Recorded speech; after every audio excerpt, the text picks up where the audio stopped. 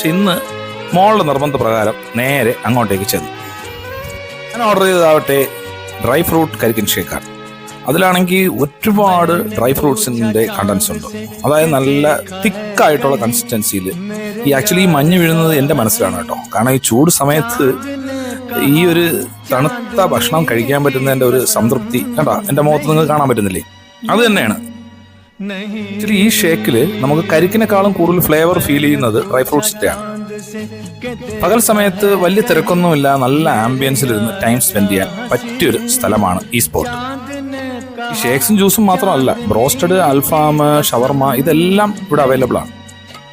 അത്യാവശ്യം നല്ല top quality ആയിട്ടുള്ള ഷേക്സും ഫുഡ്സും പിന്നെ ഇവിടുത്തെ ഇന്റീരിയേഴ്സും ഇത് തന്നെയാണ് ഇവിടുത്തെ മെയിൻ ഹൈലൈറ്റ്. പിന്നെ ഇവിടെ വന്നു കഴിഞ്ഞാൽ ഇവിടെ നിന്നൊരു ഫോട്ടോ സെഷൻ ഉറപ്പാണ്, അത് മസ്റ്റാണ്.